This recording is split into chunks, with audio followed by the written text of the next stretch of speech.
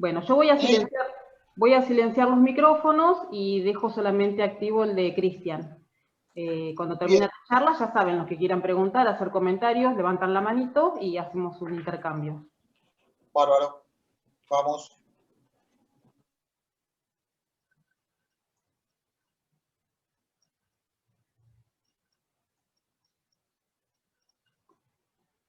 Bien, Cristian, si puedes activar tu audio. Bien, ¿Ahora sí? bien. Muy bien. Bueno, bienvenido, Cristian. Unos cuantos kilómetros de distancia tenemos, el océano de por medio, pero bueno, tus orígenes son argentinos. Vos sos nacido en Chaco y te fuiste a vivir allá a Suecia. Qué gran diferencia, ¿no? A ver, además de la distancia, convengamos que las formas de vida son totalmente diferentes. ¿Nos querés contar algo de eso, algo de tu vida? Sí, bueno, yo soy Resistencia Chaco. Eh, y me acuerdo que cuando me mudé en el 2011, que nos mudamos con mi esposa sí es sueca, y había ido a Resistencia en el año 2004. Nos conocimos, nos casamos allá y nos casamos. Bueno, tuvimos dos fiestas, ¿no? Una en Suecia y una en Resistencia. Y vivimos hasta el 2011 allá. Y me acuerdo que cuando nos mudamos el 17 de diciembre del 2011, salimos por Asunción, Paraguay. Tomamos ahí el primer vuelo. Y había 36 grados de temperatura con sensación térmica de 40. Y cuando aterrizamos en Suecia teníamos unos menos 20 grados. Entonces, en un solo vuelo hicimos más de 50 grados de diferencia. Pero no solamente eso, sino la cultura también cambió un montón. Y la forma de vida, ¿no? Hasta el punto de que yo me tuve que acostumbrar en todo sentido a vivir acá, a trabajar de una forma diferente y a moldarme a una cultura que si bien es occidental, pero tiene sus diferencias bastante marcadas muchas veces con la cultura latinoamericana, ¿no? ¿Y qué fue lo que más te costó adaptarte? Me imagino que la forma de trabajo, como decís vos, totalmente diferente. Me los imagino como más metódicos, más estructurados, quizás con menos improvisación o con menos espacio para la improvisación. No, la forma de trabajar, obviamente. Yo tuve que aprender a ser un médico de cero en Suecia, a diferencia de lo que era Argentina, ¿no? Pero lo que más me costó, culturalmente hablando, fue el aprender a escuchar y aceptar que hay muchísimos tipos de voces y muchísimos tipos de ideas. Esto fue lo que más me costó. Yo venía de una cultura donde yo trataba de imponer mis ideas y muchas veces sin tener una base fuerte en cuanto al fundamento de mis argumentos. Y yo tuve que aprender estando acá y incluso en el trabajo a que mis argumentos tienen que tener un buen fundamento y a aprender a escuchar a mis colegas, a mis superiores de una forma diferente y a no menospreciar cuando otras personas tienen otro tipo de argumentos basados en otros fundamentos. Entonces yo creo que eso fue la gran diferencia cultural, más que nada. Qué bueno. Yo era gendarme, era médico de gendarmería y yo había aprendido a ser duro, ¿no? Y tenía superiores que no tenían ningún tipo de argumento, pero eran duros conmigo. Entonces tuve que aprender a soltar un poco esa cultura. ¿Y cómo llegas a la emergencia? ¿Cómo haces emergentología? Bueno, al principio empecé trabajando en atención primaria y fue en realidad ahí fue cuando me contrataron, ¿no? Pero después me habían ofrecido hacer un curso de un año en el Instituto de Karolinska, que es como la Universidad de Medicina de Estocolmo. Y ahí tuve mis primeros contactos con esta emergencia donde yo trabajo ahora y me quedé realmente fascinado del nivel de medicina que se practica, ¿no? Nosotros vemos pacientes exactamente como se ven en las películas, en las películas de Estados Unidos, donde te llega un paciente con una herida de bala en el pecho y vos haces todo como médico de emergencias al nivel que se ve en las películas. Entonces me quedé fascinado por eso. Y de acuerdo a mi perfil, ellos buscaban una persona de mi perfil y me tomaron, me dieron el primer trabajo. Y después intenté hacer anestesia y terapia intensiva y me di cuenta que era mucho más lento el tiempo. La forma de trabajo era mucho más lenta, mucho más pausada y me aburrió, entonces volví a la emergencia y ahora trabajo ahí. Qué bueno. Sí, muchos piensan que soy medio, que no puedo tener tranquilidad, pero... Claro, sí, necesitas la acción, está bien. Sí. El instituto es el que entrega el Premio Nobel de Medicina, ¿verdad? Sí, se llama el Instituto de Karolinska. Es conocido mundialmente por muchas de por sus investigaciones, más que nada. Bien. Muchísimos investigadores célebres trabajaron y trabajan en el instituto y no es nada menos meritorio el hecho de poder entregar el premio Nobel de Medicina, ¿no?, a los grandes investigadores mundiales. No, por supuesto. Entonces, sí, y es una posición difícil de obtener, pero a mí no me gusta utilizar la palabra suerte, pero también hay que tener un poco de alguna ayuda extra divina. Yo no sé a los que creen en eso. Pero hay que tener un tipo de ayuda porque uno puede ser brillante, pero necesita que encajen muchas cosas para poder tener un doctorado como el que yo estoy teniendo en este instituto. Y eso pasó y hasta a mí me sorprendió, y el año antepasado pudimos empezar a trabajar con un proyecto muy importante que bueno, estamos trabajando en ese proyecto ahora activamente. Y aparte soy profesor de la Facultad de Medicina en el mismo instituto, y soy, bueno, médico emergentólogo también. Aparte de eso tengo 2 hijos, una esposa. Aparte de eso, bueno, trabajo en mi tiempo libre hago producción o trabajo con la música. Hago bueno. programaciones de teclados para una organización muy importante. Y entonces, bueno, me mantengo muy activo. Bien, sí, bien. Sí, no dejas un ratito de tu tiempo libre. Qué bueno, qué bueno. O sea, podemos decir que fuiste tocado con la varita mágica, entonces, Cristian, porque sos una persona muy joven y bueno, lograste llegar a tener la experiencia que estás teniendo. Y lo que te convocó, la mayoría de los medios para lo que te convoca es justamente por el tema de la pandemia, algo que a nivel mundial nos está afectando a todos, pero la forma en que es encarado, la forma en que es resuelta no es igual en todo el mundo, hay diferencias. Y el modelo sueco es un modelo que fue por algunos países bien visto y por otros cuestionado. Nuestro país fue uno de los países que cuestionó el modelo sueco, por esto de liberar la cuarentena, que la gente siguiera viviendo una vida prácticamente normal, y la mayoría pensaba que esto iba a traer mayor mortandad que alguien que, como por ejemplo en el caso nuestro, mantuviera a la gente encerrada. Sí. ¿Qué es lo que hace que Suecia decida adoptar este modelo y no otro?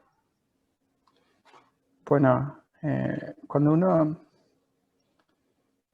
va a tomar las decisiones de encerrar a una población, es una decisión extrema, ¿no? No es una decisión que uno la toma de manera fácil y sin analizar todas las variables.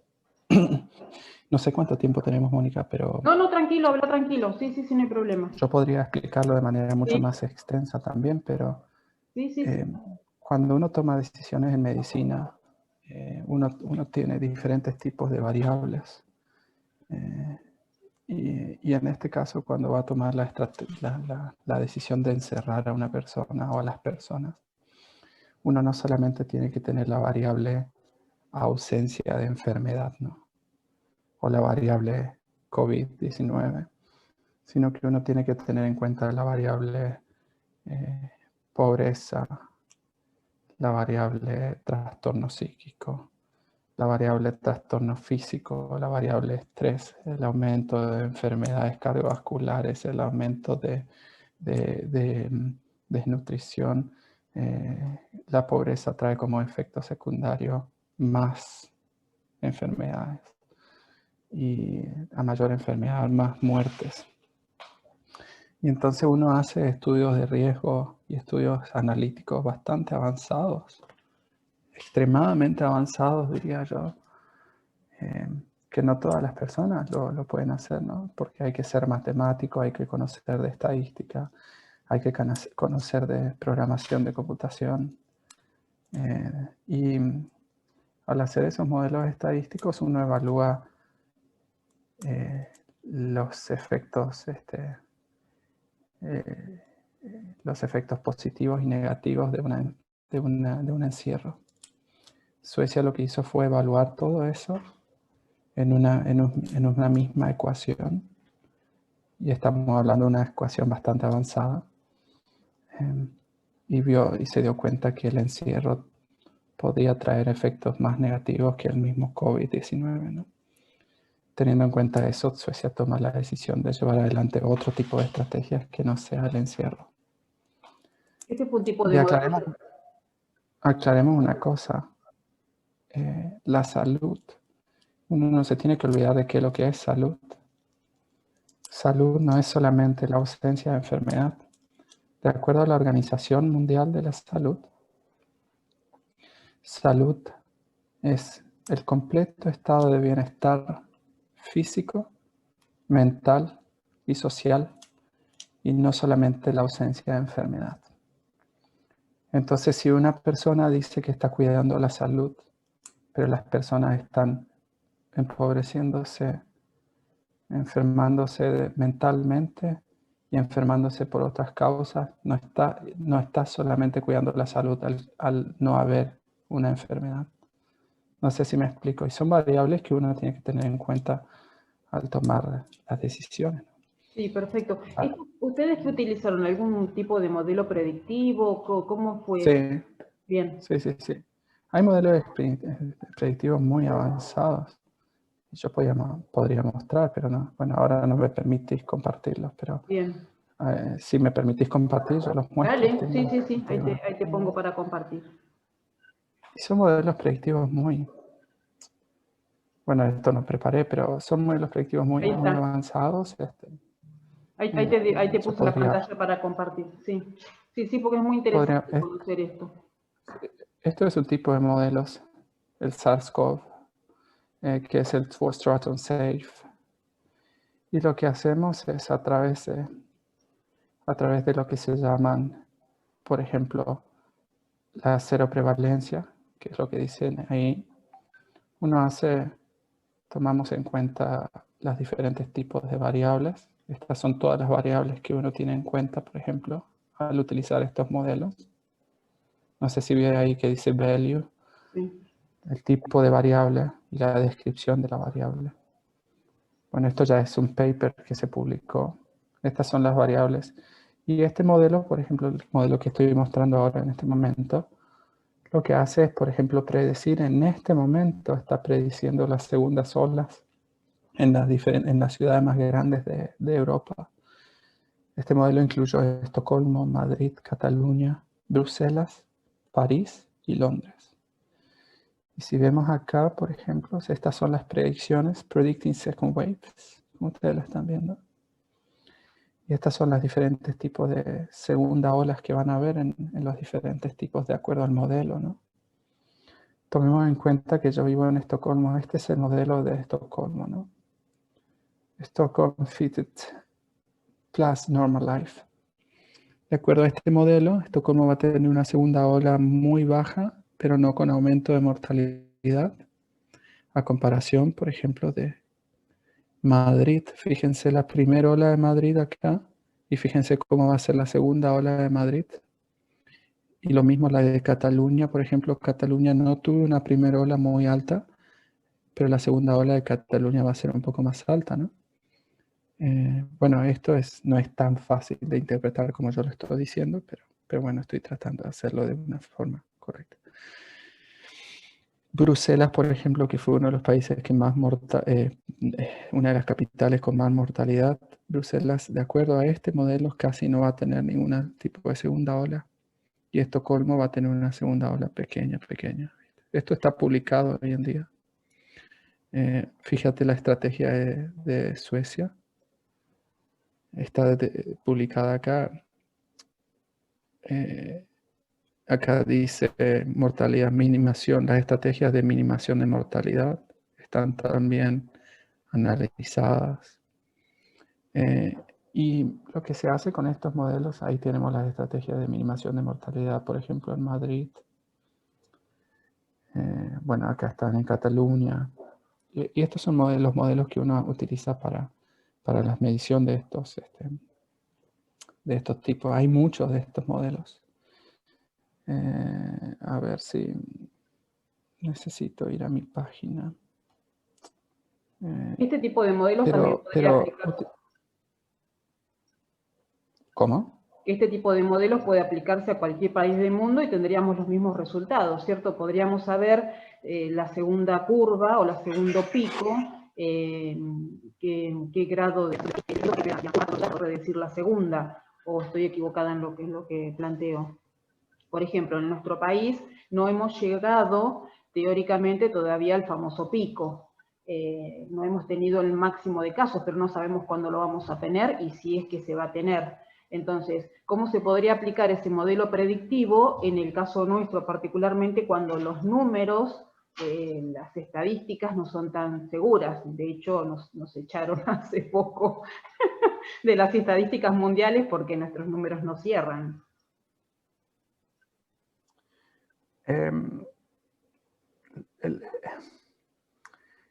Los modelos hay que hacerlo de acuerdo a la cero prevalencia. No son tan fáciles. Los países que se incluyeron en este tipo de modelos son países que uno puede confiar justamente en las estadísticas, en los informes estadísticos, ¿no? Bien.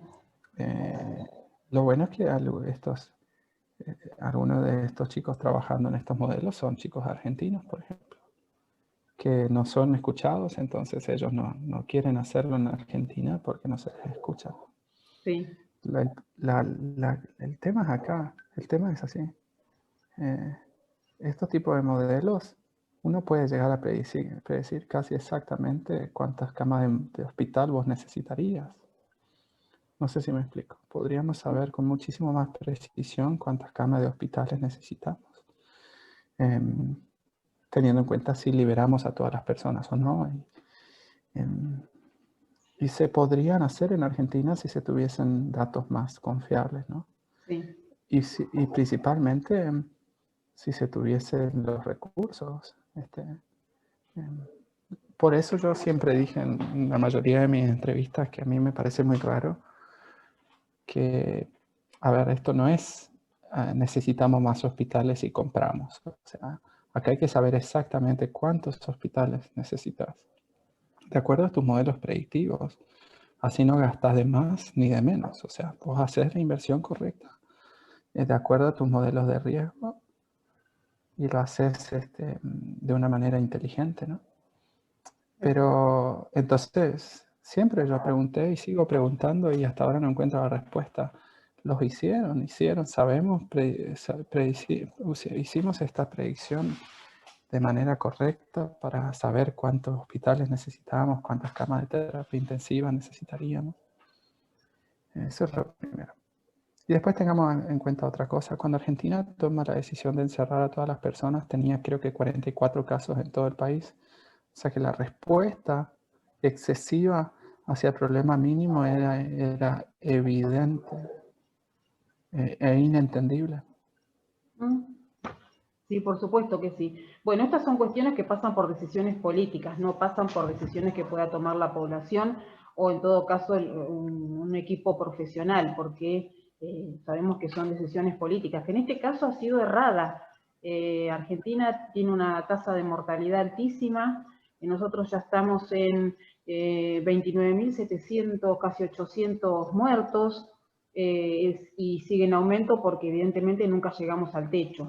Entonces, no solamente lo decimos muchos de los argentinos, sino que también a nivel mundial nos están diciendo que lo que estamos haciendo está terriblemente mal porque, bueno, la cuarentena sigue, estamos muy cerca del verano y en algunas poblaciones costeras, como en el caso, por ejemplo, donde yo vivo, lo que se va a hacer es liberar la cuarentena de un día para el otro a partir de noviembre para que la gente pueda tener sus vacaciones. Y esto genera temor también en la población, porque después de tantos meses de encierro, de pronto liberar, la gente tiene miedo y dice, ay, pero ¿ahora qué voy a hacer? ¿Qué tengo que hacer? ¿Tengo que llevar el barbijo? ¿No lo tengo que llevar? ¿Me tengo que cuidar más que antes? ¿Me voy a enfermar? ¿Voy a ir a parar al respirador?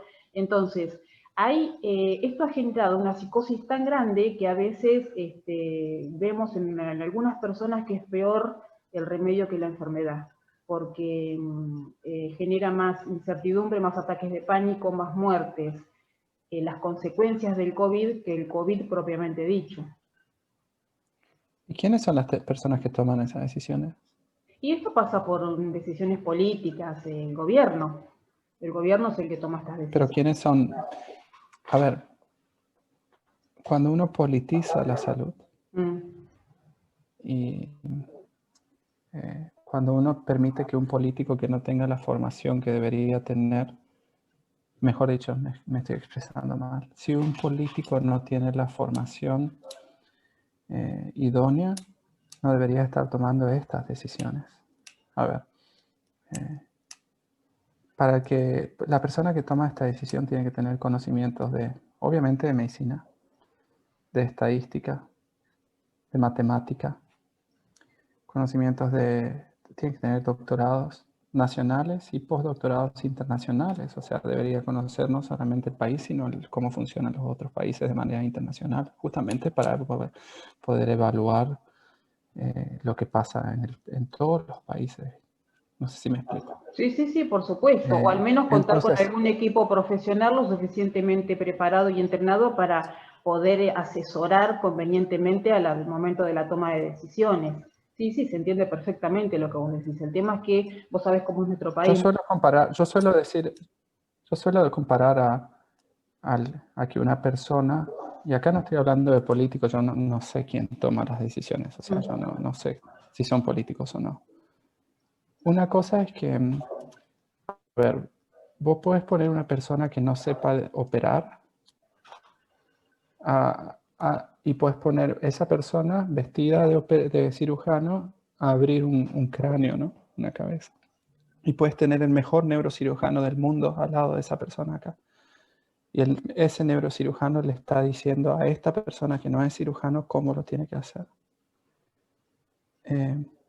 Yo no creo que tengamos buenos resultados, aunque el mejor neurocirujano del mundo le esté diciendo a esta persona que no tenga conocimiento cómo hacerlo. Entonces, politizar este tipo de decisiones es lo que va a traer mucho más muertes. No sé si me explico. Sí. Entonces, yo creo que en Suecia no son los políticos los que están tomando las decisiones, sino justamente el epidemiólogo responsable, ¿no? O los epidemiólogos. No es epidemiólogo porque esta persona no es solamente epidemiólogo. Él y sus equipos son los que toman las decisiones. Bien. Y ellos no están ligados a un partido político, sino que son personas que trabajan siempre en el mismo lugar y que llegan por mérito a ese lugar donde están ahora, ¿no? Entonces, yo no conozco el ministro de Salud de Mar del Plata ni de la provincia de Buenos Aires, no sé quién es. Yo sé quién es el ministro de Salud de Argentina, pero el ministro de Salud de Argentina tiene un currículum vitae que ni siquiera llega a la mitad del mío. Y yo tengo menos de la edad que él, menos de la mitad de la edad que él. Entonces me parece muy raro que una persona así esté tomando decisiones cuando su currículum dice que no es una persona preparada para tomar estas decisiones. Entonces, yo creo que es una posición difícil para las personas que tienen que tomar esta decisión, pero lo correcto sería, en realidad esta es mi opinión y obviamente que espero que ustedes no la tomen a mal. No, porque justamente el objetivo de la charla es esto, hacer un intercambio. Y vos tenés tus orígenes acá, eso es lo bueno, o sea, vos viviste en el país, sabés, no estás hablando porque te dijeron, sino porque sabés cuál es nuestra realidad, pero también tenés la suerte y la oportunidad de conocer otra realidad. Entonces tenés las herramientas como para poder comparar y de pronto también para dar tu opinión. Y lo que me lastimó, Mónica, fue que yo hice llegar yo ofrecí mis servicios y no solamente yo, sino que tengo un equipo de investigación donde hay personas mucho más preparadas que yo. Y ofrecí mis servicios a quien es la ministra de Salud en Resistencia en Chaco. E incluso, como no sabía exactamente si era su número de teléfono o no, porque nunca recibí ninguna respuesta, pedí salir en el noticiero, en el prime time en el noticiero más visto de la tarde y ofrezco mi servicio abiertamente. Porque a mí no me interesa quién es el partido político, sino que yo quiero que la gente deje de morir, ¿no? Es lo más importante. Y tampoco me escucharon. Y después me comentaron, yo no sé si es verdad, pero me comentaron, Cristian, no te van a escuchar porque creen que vos sos del partido político opositor. Sí, algo En el Chaco ridículo. está gobernando el Frente para la Victoria, ¿no? Sí. Y yo pensaba, entonces ellos prefieren ver a la gente morir que tomar ayuda de una persona que tiene otro partido político. Pero yo no sé si fue así. Yo solamente estoy contando lo que te dijeron. Lo que me dijeron. Mm. Y cuando lo último que quiero es tener algún tipo de cargo político. Claro. No, aparte es absurdo porque vos estás en Suecia. No podrías, por más que quisieras, podés tener algún tipo de idea, pero un partido político acá estando allá es medio como que ridículo. Sí. Y lo que pasó, Mónica, fue que yo tenía un pasaje para el 17 de octubre. Yo estaba decidido a irme a ayudar. Llevaba mis computadoras, mis libros. Estaba decidido a irme a ayudar al Chaco porque se estaba cayendo a pedazos. Sí. Tengo amigos, tengo colegas de esa Peña, Villa Ángela, que me llaman todos los días. Me dicen, Cristian, se está muriendo más gente, ¿qué hacemos? Y entonces yo tenía un pasaje y la aerolínea suspendió el vuelo. Porque no dejan entrar los aviones todavía. No, es verdad. Y eso amén de que, porque me iban a hacer una entrevista en un diario local y vi en los comentarios, que tanto habla, tiene que venir y hacer las cosas acá. Y yo tenía pasajes. O sea, sí, y no podías entrar. No puedo entrar porque la aerolínea suspendió el vuelo. Y yo no tengo dinero para pagar un charter. En charter sale muy caro. Sí. Entonces me dolió mucho eso. Pero más allá de eso, bueno, si no quieren ayuda, ¿qué puedo hacer? Sí. No. Lamento por la gente que sigue muriendo, nada más. No, lo bueno de esto es que el hecho de que vos te hayas hecho público en Argentina, que la gente haya escuchado tus reflexiones, hace que también muchos empiecen a ver otro panorama, ¿no? A tener otro punto de vista, que eso es importante, porque el hecho de estar inmerso siempre en la misma situación, en la misma problemática, a veces hace que uno vaya cerrando los campos de visión. Y esto hace que la gente abra la cabeza, o sea que hay otra realidad, otro mundo, y bueno, ahora con la globalización las cosas no son tan imposibles de lograr, ¿no?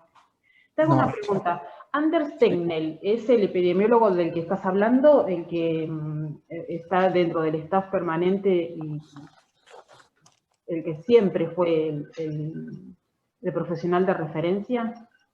Anders Tegnell es el jefe del departamento es el jefe del departamento de epidemiología. Bien. Sería como el ministro de salud, ¿no? Bien, él es a la persona a la que se les hace referencia siempre que, o sea, el que da el pie para la toma de decisiones, o el que toma las decisiones. Sí, bueno, el equipo del doctor Tegnell es el que toma las decisiones. Este es el currículum de Anders. Acá está donde vive, esta es la dirección de él. O sea, nosotros sabemos dónde vive Anders. Bien. Esta es la fecha de nacimiento. Estos son todos los títulos que él tiene. Bueno, él era microbiólogo, estuvo en la Comisión Europea de expertos de biología y química, departamento de microbiología, era jefe del departamento de epidemiología, trabajó bueno, acá él trabajó como médico del ejército, que es lo que dice acá, infectólogo, también estuvo trabajando, epidemiólogo en Londres, en el UK, tiene su PhD en Infection Disease Leading to Thesis of the Epidemiology of Infection After Cardiac Surgery. Bueno, los diplomas que tiene en diferentes países. Y bueno, él trabajó incluso con el ébola en África. Acá tanto, esto se encuentra en internet. Sí, extensísimo. Lo que me pareció raro es no encontrar el currículum de Ginés en internet. Pero bueno, o sea que Anders Tegnell, no sé si entendieron que estamos hablando de una persona preparada. Sí, sí, sumamente.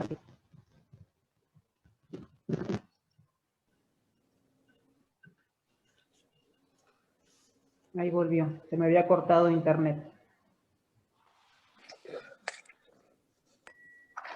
¿Me escuchás ahora? Sí, sí. Bien, bien, no, se había cortado internet y... bueno, te voy a hacer algunas preguntas, porque la gente cuando se inscribió mandó algunas preguntas, así que te las voy a pasar así, nos contás. Las vacunas que se están desarrollando en el mundo, ¿cuál crees vos que puede llegar a ser la más efectiva? Y en el caso de ustedes, de Suecia, si tienen planeado... dijo que no se va a vacunar. ¿Utilizar alguna particular o están desarrollando? Dijo que no se va a vacunar con ninguno.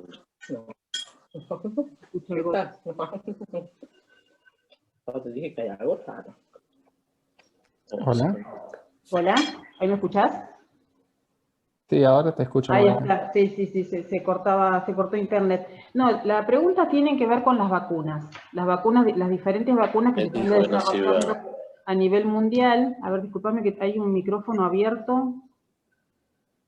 A ver, vamos a cerrar los micrófonos.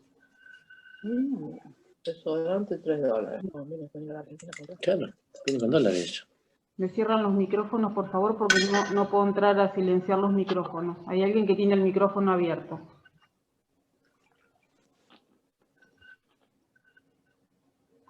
Sí, de las vacunas me preguntaba. Sí, de las vacunas. Ahí está. ¿Y la pregunta era la opinión de la vacuna? ¿O? Claro, la vacuna, hay diferentes vacunas que se están desarrollando en el mundo, se está trabajando sobre diferentes vacunas. La pregunta tiene que ver si ustedes tienen algún criterio tomado respecto de las vacunas, si hay alguna por las que tengan mayor inclinación, o si están trabajando sobre algún proyecto particular.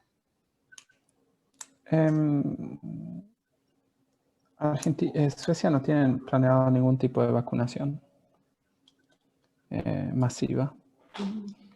Y lo único que sé, por lo que dicen en el diario, que Suecia colabora con las investigaciones pero hasta el momento no hay ningún tipo de plan de vacunación en Suecia.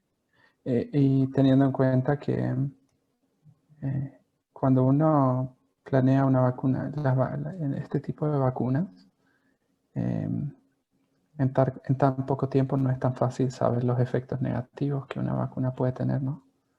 Ver que una vacuna sea eficiente, que genere anticuerpos, no es tan difícil. Lo difícil es ver que no genere efectos negativos, porque esos efectos negativos pueden llegar a tomar años en manifestarse. Bien.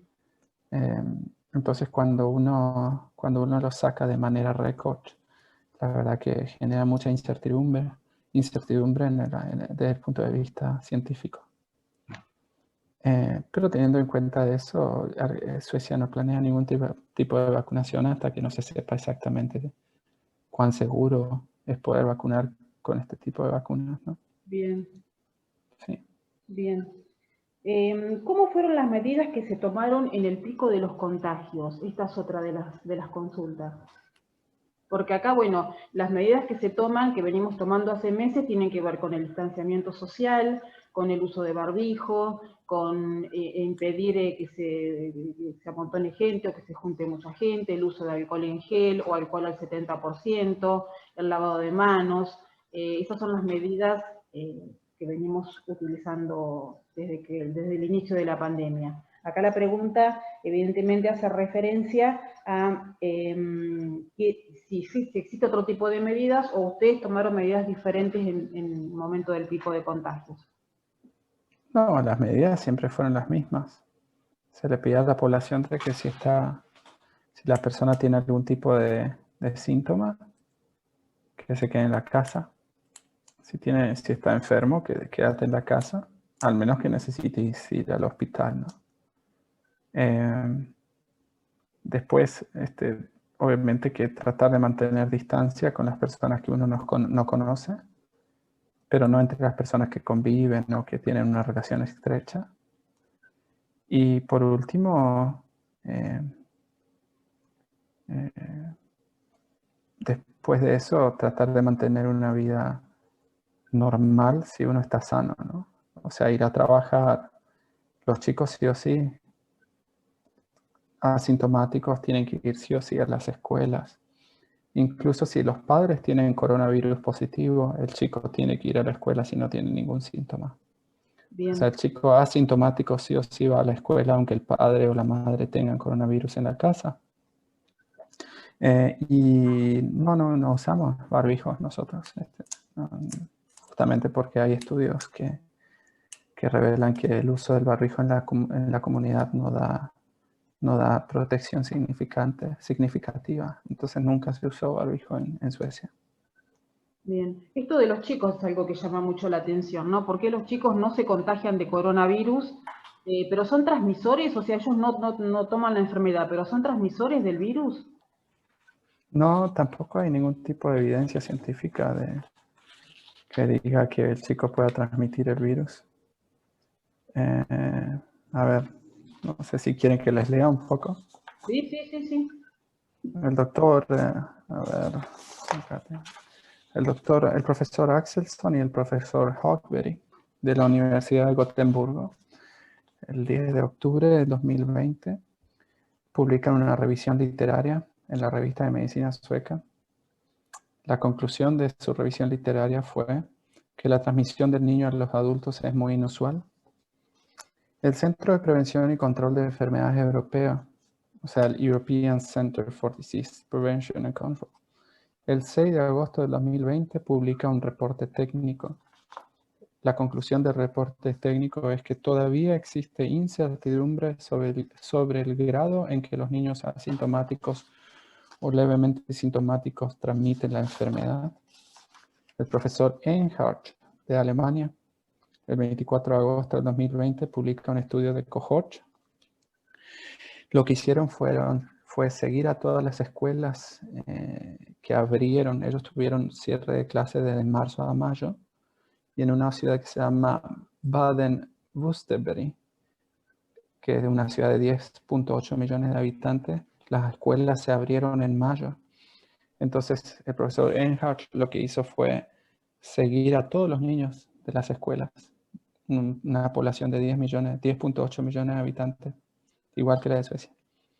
La conclusión de este seguimiento, de este estudio de cohort, fue la transmisión del niño asintomático a niño asintomático en escuelas es poco común y no es la causa de infección por COVID en niños.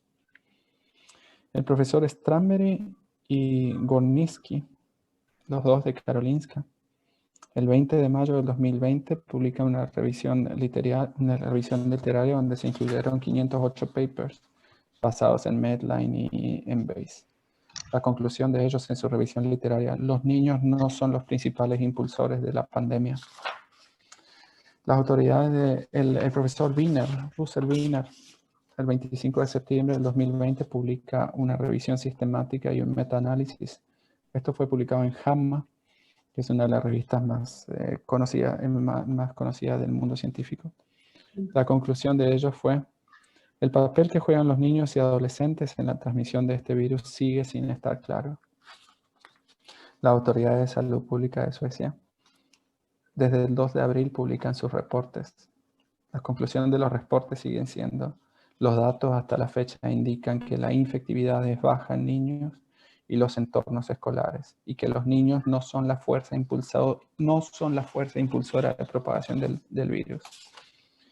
El Instituto Nacional de Salud Pública y Medio Ambiente de Holanda, el 14 de octubre de este año, publicó un estudio prospectivo de cohort.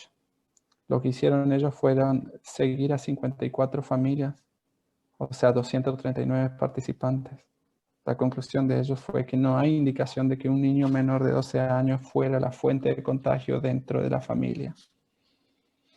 No sé si están escuchando lo que les digo, ¿no? Sí, estamos escuchando bien, sí. La Organización Mundial de la Salud hace una declaración el 11 de junio del 2020 en su página web y escribe lo siguiente: las personas asintomáticas tienen mucho menos probabilidades de transmitir el virus que los sintomáticos. Y el 18 de septiembre hace una declaración donde escribe: la cantidad de brotes sobre el personal docente es limitada. El doctor Costa Danis, el profesor Costa Danis, el 28 de julio del 2020 publica un estudio prospectivo de cohort. La conclusión de este estudio, lo que ellos hicieron fue seguir un niño de 9 años en Francia que tenía un COVID confirmado. Este niño tuvo contacto con otros 102 niños y lo siguieron a los 102. Y este niño de 9 años tenía síntomas. Tal vez ustedes pueden adivinar cuántos niños se contagiaron que estuvieron en contacto con este niño con síntomas y un COVID positivo. Ninguno. Ninguno. El Centro Nacional de Investigación y Vigilancia de Inmunizaciones de Enfermedades Prevenibles por Vacunas de Australia publica un estudio de cohort el 26 de abril de 2020. Hubieron 9 alumnos y 9 adultos que fueron a una escuela con COVID positivo y síntomas. O sea, 18 personas, 9 niños y 9 adultos fueron a una escuela con síntomas y COVID positivo. Estuvieron en contacto con 735 estudiantes y 128 adultos que eran el personal. Solo 2 niños se contagiaron y no se pudo asegurar que esos 2 niños se hayan contagiado en las escuelas. Hay 52 países donde los casos aumentaron durante las vacaciones académicas y no durante las clases. O sea, en estos 52 países, cuando las personas o los niños estuvieron en las escuelas, los casos disminuyeron.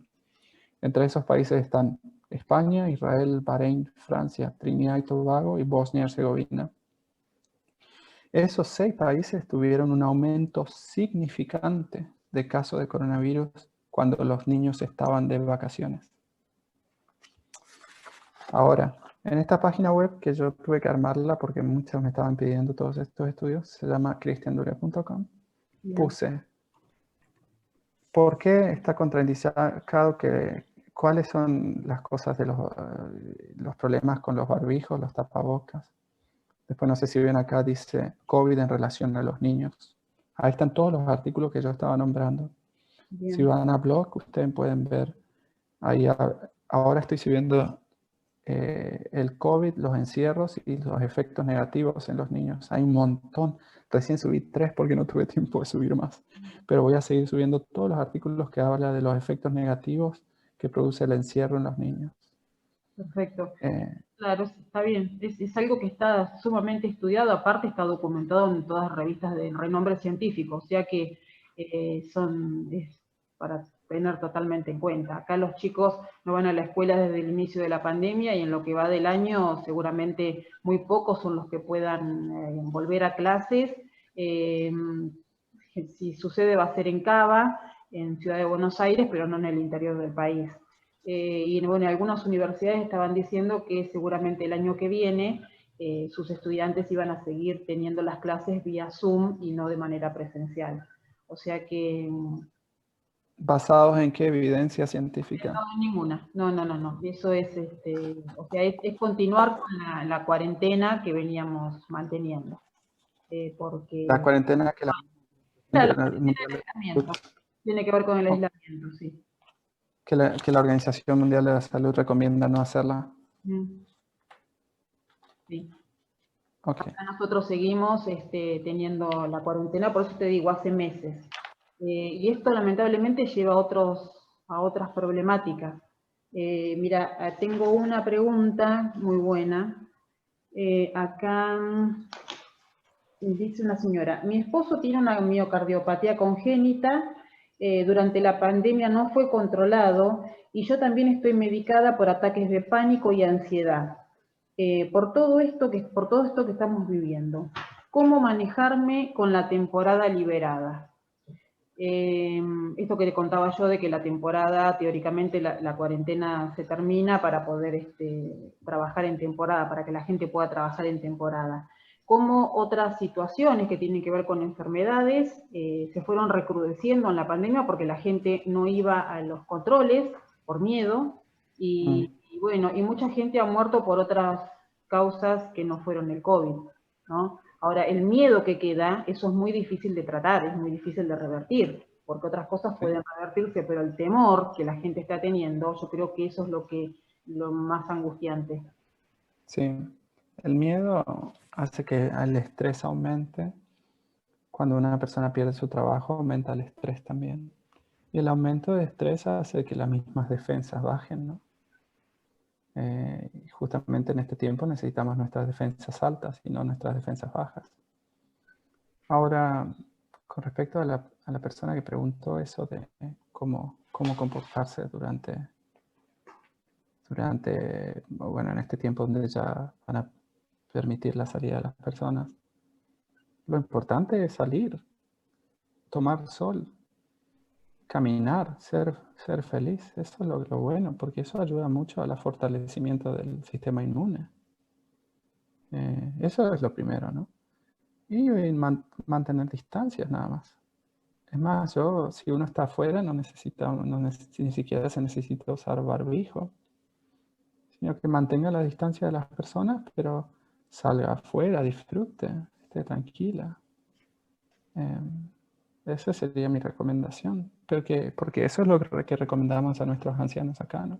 Bien. Tal vez no hace falta ir a una fiesta, No. estar cerca de todas las personas en una fiesta, pero salir a caminar, tomar sol, sentarse en una plaza, tomar un café en una cafetería, eso le haría muy bien a la persona cuando incluso está deprimida, ¿no? Bien. Otra de las preguntas. Es mi recomendación. Eso es lo que hacemos en Suecia, por lo menos. Sí. ¿Ustedes saben cuántas personas murieron por enfermedades cardiovasculares de acuerdo ¿En Argentina? a la Sociedad Argentina de Cardiología en el año 2017?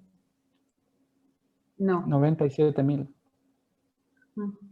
97.000 personas murieron por enfermedades cardiovasculares. Hay muchas otras enfermedades que tienen mayor prevalencia que esa, por supuesto, que el COVID. Sí. ¿Sí? De hecho, nos enteramos de gente que está en terapia intensiva respirada, pero no es por COVID, sino por otras enfermedades propias del encierro. Entonces, es grave lo que está pasando. Sí, es grave. Acá estoy leyendo algo que Beatriz está escribiendo. A ver. ¿Por qué te parece que hay tanta diferencia entre las posturas de los infectólogos y epidemiólogos? Algunos se autoproclaman médicos, psicólogos por la verdad, dando a entender que los otros están equivocados o a favor de la mentira. Conmigo estuvieron en contacto muchísimos epidemiólogos de Argentina, médicos, desde Orán Salta hasta Tierra del Fuego, colegas de Villa Ángela, Sáenz Peña, Resistencia, Córdoba, Cruz del Eje, Córdoba Capital, Calafate, bueno, ni hablar de Buenos Aires, ¿no? Muchísimos colegas y epidemiólogos, incluso científicos de Argentina, y ninguno de ellos está teniendo una postura diferente a la que yo tengo. Incluso todos ellos están preguntando por qué, quiénes son el grupo de asesores que toman este tipo de decisiones. ¿Puedo preguntar? Sí. Porque el tema es que ahí se acusan unos con otros, digamos, los que tienen una postura se acusan o hablan mal de los otros. ¿Y por qué hay dos posturas tan distintas? ¿A qué se debe eso? Nosotros no lo entendemos eso desde el llano, digamos. Sí, entiendo. Son personas preparadas, hay científicos, hay epidemiólogos, hay genetistas, de todo, hay de todo, personas que saben del tema y que están en dos posturas distintas. Unos están a favor de liberar, otros están a favor de recluirse. Beatriz, yo no conozco, la verdad, personas que estén en contra de esta postura. O sea, yo conozco genetistas, epidemiólogos, médicos y infectólogos incluso de Argentina que están totalmente a favor de los artículos científicos que yo voy dejando. Y no conozco ninguno que esté en contra, pero sería bueno hablar con esas personas que tengan esa postura de cerrar a la gente, de prohibir la libre circulación, de enfermar a las personas, porque me gustaría saber en qué basan ese tipo de decisiones, porque yo no encontré esos artículos científicos y los busqué. Yo busqué artículos, intenté buscar artículos científicos que hablen de los beneficios del encierro, por ejemplo. No existe ningún artículo científico que dé un beneficio del encierro. Entonces, pero si ustedes conocen a esas personas, sería muy bueno que me contacten. Así yo quiero escuchar en qué se basan esas decisiones, ¿no? En qué basan sus artículos. Bien. ¿Cómo? ¿Puedo hacerle una pregunta al doctor Cristian? Sí. Por favor, necesito tu página, Cristian, Sí. donde tenés el tema de los daños que está causando a los niños este encierro, porque tengo nietos de 3 y 5 años y hoy justamente me planteaban la preocupación, porque inclusive nos vemos muy aisladamente en estos meses que llevamos. Ahí se la dejé, ahí se la escribí. Bien, sí, en el chat. Yo tengo problemas para manejar Yo también. No puedo poner la pantalla. Ahí la puso Marcela, también la puso. ¿Y dónde está? Perdón que... Bueno, eso. A ver, si ustedes miran acá, no, a ver, le voy a compartir, usted le puede sacar una foto con... Sí. Con él. A ver, ahí, y ahí está la página. Es esta. Bien, y después igualmente lo vamos a compartir y lo vamos a subir a las redes para quien quiera consultarlo, sí. Va a estar disponible. Igual esto lo estoy subiendo hoy. Acá están los encierros de los niños, pero voy a seguir subiendo. Voy a poner muchos más. Bien. Incluso les puedo mostrar así rápido lo que leí.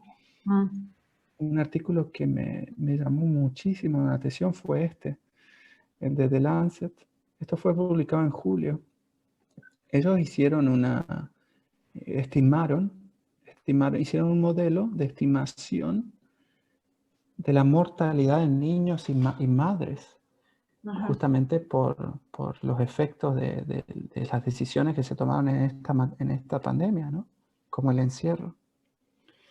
Fíjense con las estimaciones que ellos escriben esto. No sé si ven ahí, yo lo estoy mostrando.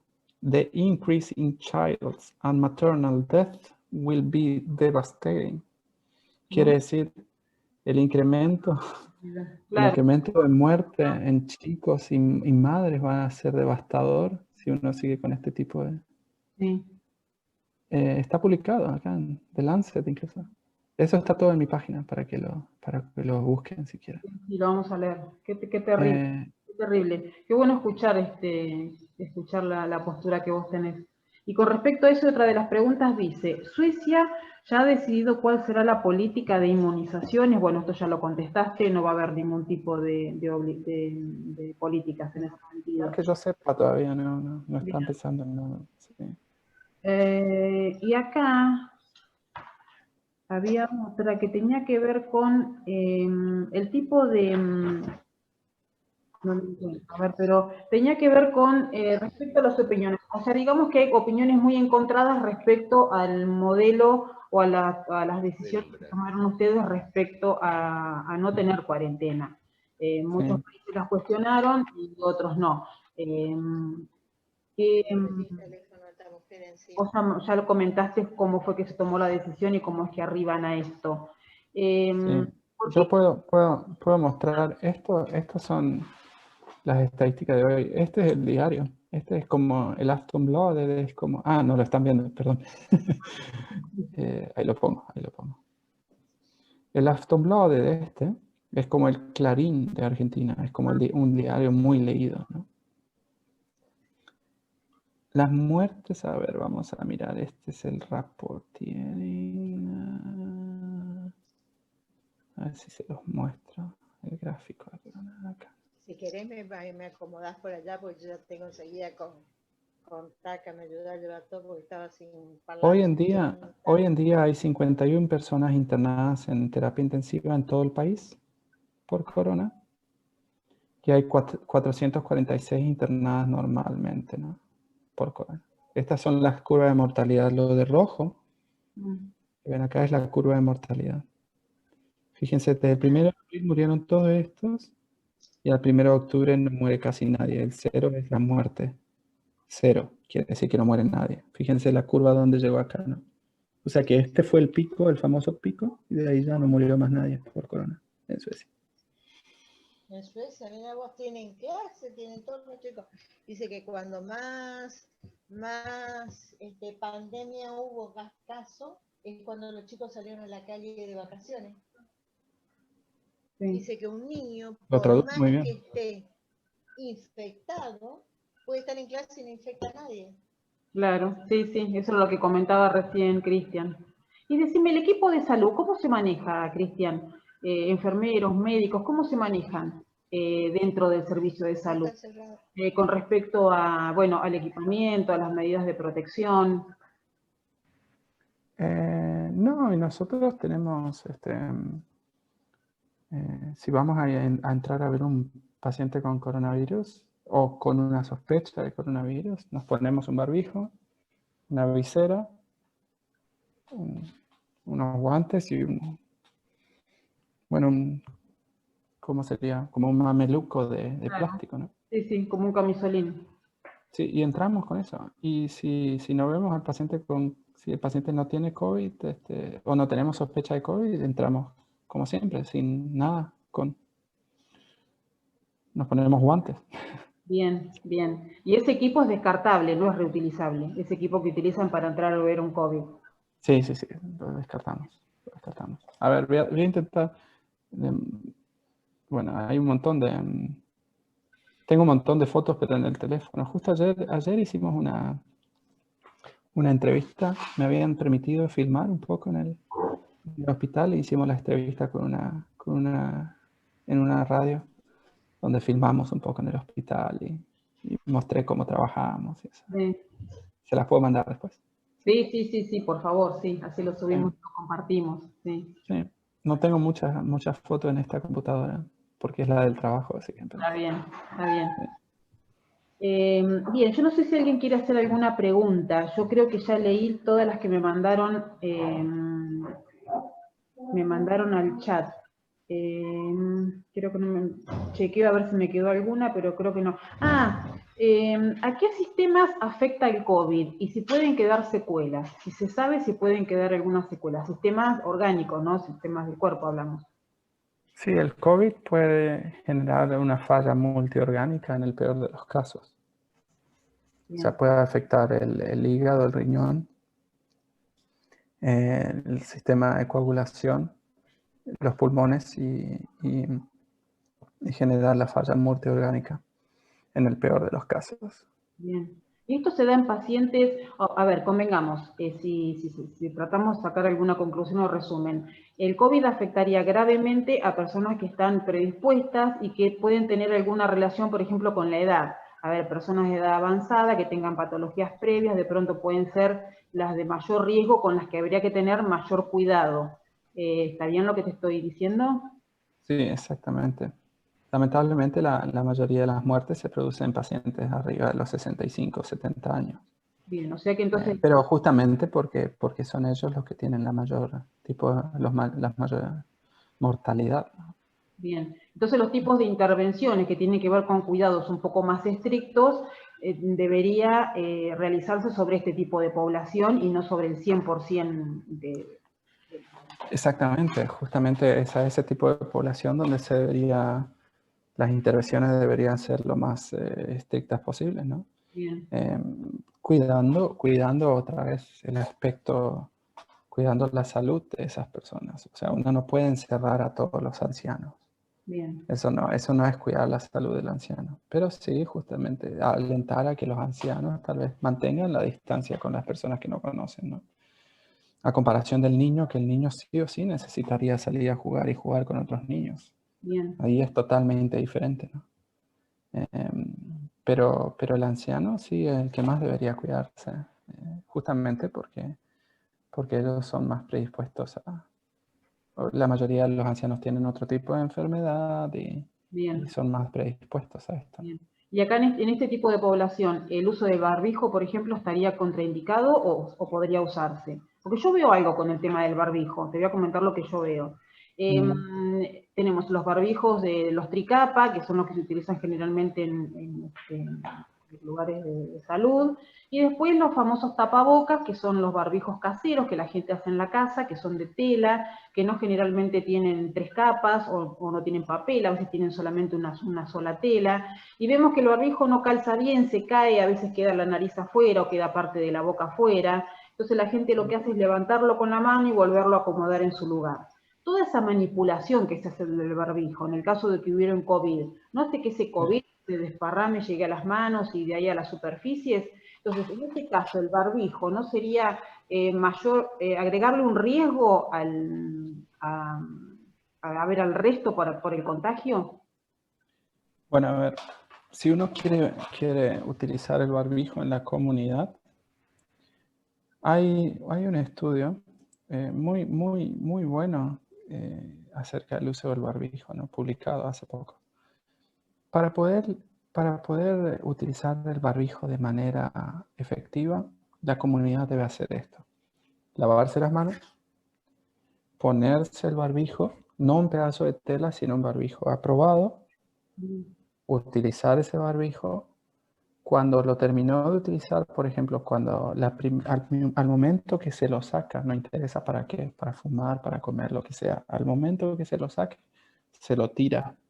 No volver a utilizarlo, volver a lavarse las manos. ¿Entendés? Esos son los pasos que hay que hacer, que son los pasos que nosotros hacemos en el hospital cuando trabajamos, ¿no? Bien. Si hacemos esos pasos, teniendo en cuenta que el barbijo tiene que cubrir la boca y la nariz, y encima tenemos que tener un protector de lo que es los ojos, ¿no? Entonces, con esos pasos, si todo el mundo haría esos pasos, o mejor dicho, si 10.000 personas realizan ese tipo de pasos, vos podés prevenir un contagio. O sea, si 10.000 personas se lavan las manos, se ponen el barbijo, cuando se lo sacan, lo tiran y se vuelven a lavar las manos, si 10.000 personas hacen eso, se previene un contagio. Claro, sé que es muy bajo, claro. Entonces, es algo que se llama number needed to mask. Y entonces ahí cada uno saca sus conclusiones si es realmente efectivo lo que se hace en Argentina o no. Sí, sí. Y con respecto a los testeos, viste que se habla mucho de los testeos. En realidad el testeo lo que sirve es para saber, bueno, cuántos contagiados al momento del testeo hay, porque de pronto pudo haber alguien que se contagió, se curó, nunca se enteró y le quedaron anticuerpos que si no los buscamos no los vamos a encontrar. Entonces, ¿qué tan efectivos hacer testeos masivos? Porque se habla mucho de que no, porque acá no se testea y se necesitan más testeos masivos para poder controlar la enfermedad. ¿Qué tan cierto es? Bueno, el tema de los testeos es diferente. Tengamos en cuenta de qué tipo de testeos estamos hablando. Si uno va a hacer un testeo en la sangre donde testeamos los anticuerpos, es una cosa.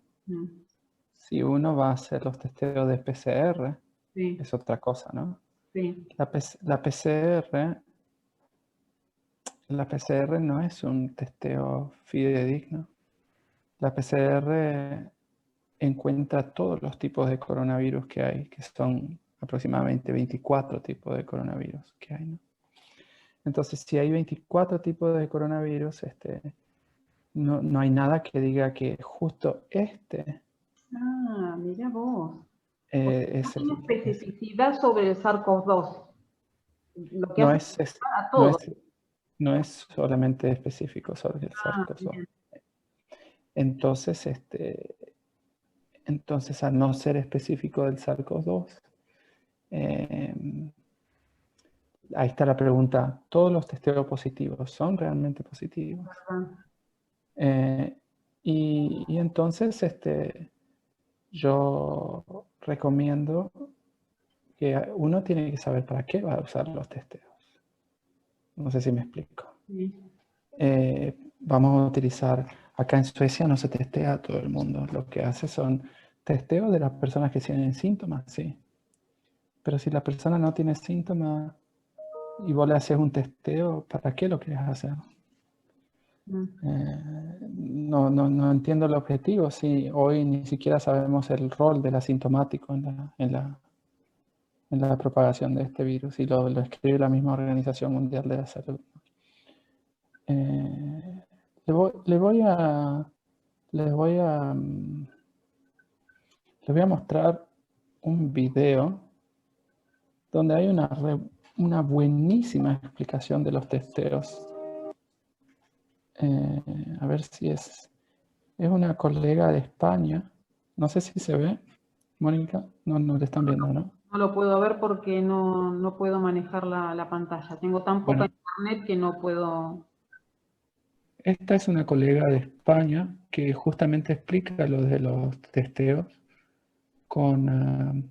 mostrando evidencia científica, ¿no? Les pongo el link. Ah, buenísimo. Ven. Así yo después lo subo, sí. A ver cómo lo hago acá. Ahora, se habla mucho de la tasa de reinfección, o sea que podemos tener anticuerpos. ¿Esos anticuerpos qué tiempo duran en sangre? Hasta ahora no se sabe exactamente cuántos duran, pero se cree que duran más de lo que creemos, o sea, varios meses. Bien. Fíjate justamente esa parte que dejé ahí sobre los testeos. Bueno, vos no lo estás viendo, pero habla de Jens Spahn, el ministro alemán de salud, detuvo las pruebas de detección de PCR masivas, alegando que dan muchos más falsos positivos que realmente negativos. Claro. O sea que en realidad las estadísticas que estaríamos teniendo en base a las PCR no son ciertas tampoco.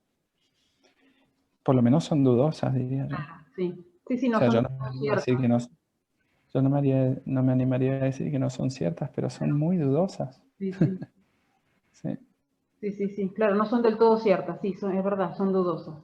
Sí. Entonces, lo dejé ahí en el chat para que los miren. Sí. Buenísimo. Pero sí, lo de los anticuerpos, hay un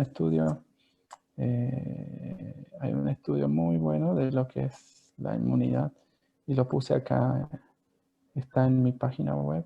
A ver si lo vuelvo a poner.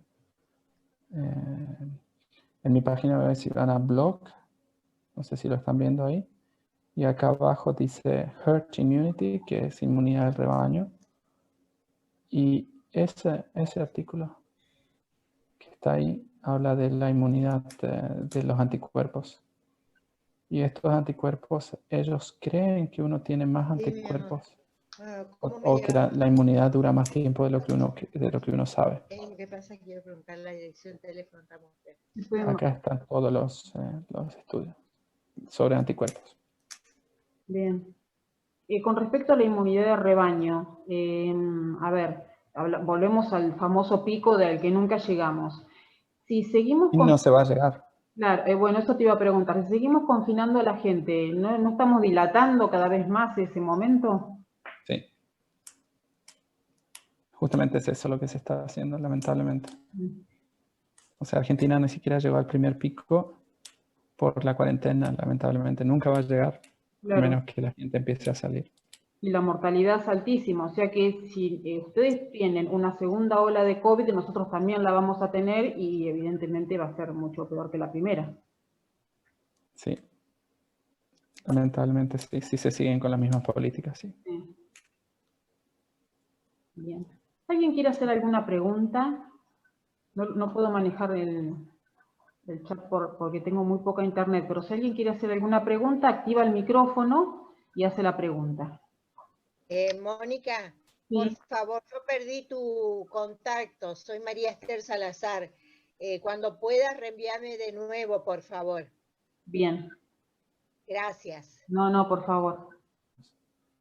Bueno. Ni adolescentes. Sí. Gracias a Dios, ¿no? Gracias, Miguel. Bueno, Miguel es un médico muy querido acá. Bueno, gracias. Sí, gracias, Miguel, por tu aporte. Bueno, si no hay más preguntas, yo creo que ya estaríamos en tiempo.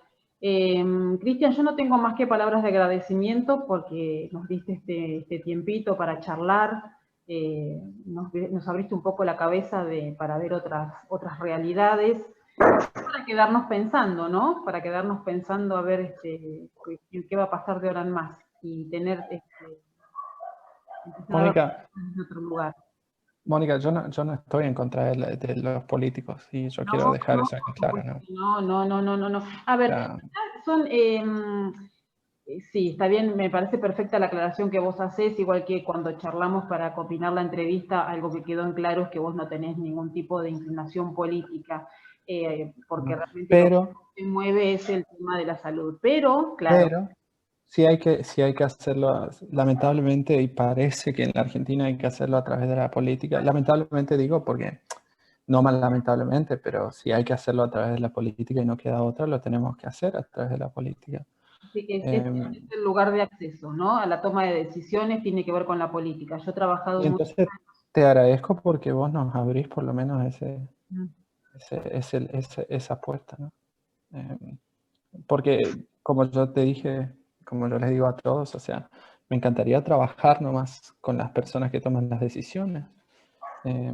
Pero si esas personas no nos abren las puertas, bienvenidos los que sí las hacen, ¿no? Sí. Los que sí lo hacen, como vos.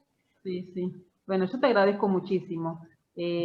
Nosotros, si bien esto es un espacio pensado a partir de la política, la idea es que todo el mundo desde su lugar opine y nos dé su visión, que para nosotros es importantísimo.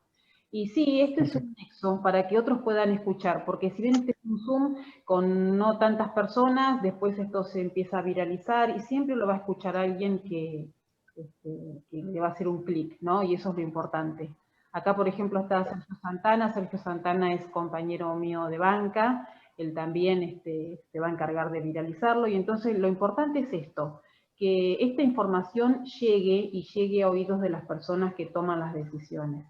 Porque estamos hablando de algo tan importante como es la salud, que no tiene que ser tomado a la ligera, que las decisiones en salud tienen que ser tomadas con un basamento científico importante, respaldados en esa información, y no tomarla simplemente porque me parece o porque, bueno, alguien me dijo que así debía ser.